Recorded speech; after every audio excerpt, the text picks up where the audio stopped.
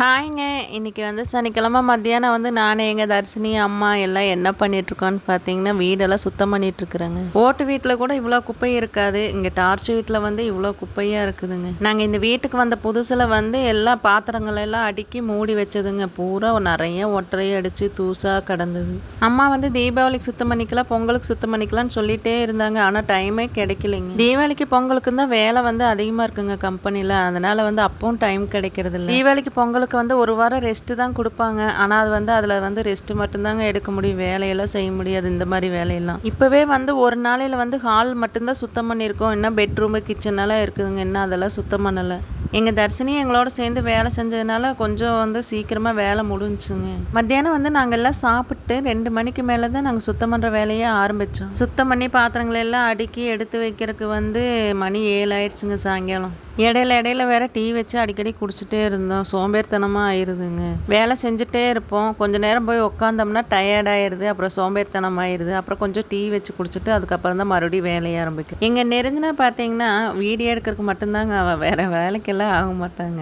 இந்த பாத்திரம் எடுத்து வைக்கிறதுக்கு, பாத்திரம் கொடுக்கறக்கு, கேட்டால் கை வலிக்குது கால் வலிக்குதுன்னு சொல்கிறாளுங்க. பாவங்க எங்கள் தர்ஷினி, அவளுக்கும் வேற காய்ச்சல் அடிச்சுட்டே இருந்துச்சு. மருந்து மாத்திரை சாப்பிட்டே தான் இருக்கிறேன். இன்னும் நான் வந்து சொன்னேன் வேண்டான்னு சொல்லி டெஸ்ட்டு படும், மறுபடியும் சளி பிடிக்கும், மறுபடியும் காய்ச்சல் வரும். பாப்பா வேண்டாம், நாங்களே சுத்தம் பண்ணிக்கிறேன். அவளே தாங்க வந்து சுத்தம் பண்ணிட்டு இருந்தா தர்ஷினி. இல்லை பரவாயில்லம்மா, அதெல்லாம் ஒன்றும் ஆகாது, நீங்களும் அவ்வாவும் எத்தனை வேலை செய்வீங்க, நானும் வந்து சுத்தம் பண்ணுறேன் அப்படின்னு சொல்லி அவள் தாங்க வந்து சுத்தம் பண்ணிட்டு இருந்தா. எனக்கு பயமாக தாங்க இருக்குது. அவளுக்கு வந்து போன காய்ச்சல் வந்து திரும்ப வந்துருமான்னு. எனக்கு காய்ச்சல் வந்து விட்டு விட்டு வந்துட்டு இருக்கனால பயமாக தாங்க இருக்கு. எங்கள் தர்ஷினியா தாங்க வந்து சுத்தம் பண்ணிட்டு இருந்தா சொன்னபடி கேட்காம. சாயங்காலம் ஒரு 7-8 மணிக்கெல்லாம் வேலையெல்லாம் முடிச்சுட்டு கடையில் வந்து டிஃபன் வாங்கிட்டு வரேன்னு சொன்னேன். அம்மா வந்து வேணான்னு சொல்லிட்டாங்க. இட்லி மாவு வந்து வீட்டில் இருக்குது, தோசை சுட்டுக்கலாம், குருமா வச்சுக்கலாம் அப்படின்ட்டு தக்காளி மட்டும் வாங்கிட்டு வா, பால் வாங்கிட்டு வா அப்படின்னு சொல்லி சொன்னாங்க. சரின்னு சொல்லிட்டு நானும் வாங்க போயிட்டேங்க. பாத்திரம் எடுக்க எங்கள் நெருஞ்சனா வந்து ஏதோ ஒன்று சொல்லிகிட்டே தாங்க இருப்பான். அவட்ட வந்து அடி வாங்கிட்டே தான் இருந்தான். எங்கள் நெருஞ்சனா வந்து வீடியோ எடுக்கல ஏதோ ஒன்று சொல்லிட்டு இருந்தானா, நானாக இருந்தால் வந்து விட்டுருவேங்க, சிரிச்சுட்டு முறைச்சிட்டு விட்டுருவேன். எங்கள் தர்ஷினி வந்து அப்படி விட மாட்டான். 4 அடி போட்டால் தான் அவளுக்கு வந்து மனசாக இருக்கும். எங்கள் தர்ஷினி வந்து அடிக்கிறான்னு சொல்லி அவன் மேலேயும் தப்பு சொல்ல முடியாதுங்க. ஏன்னா இவன் வந்து கோவம் வர மாதிரி தான் பேசுகிறேங்க நெருஞ்சனா, அதனால தான் அடி வாங்குறாங்க. நானும் சொல்லி பார்ப்பேங்க, கம்ம நெருடி அவட்ட ஏதாச்சும் பேசி அடி வாங்காதா அப்படின்னு. அவள் கேட்கவே மாட்டாங்க நெருஞ்சினா.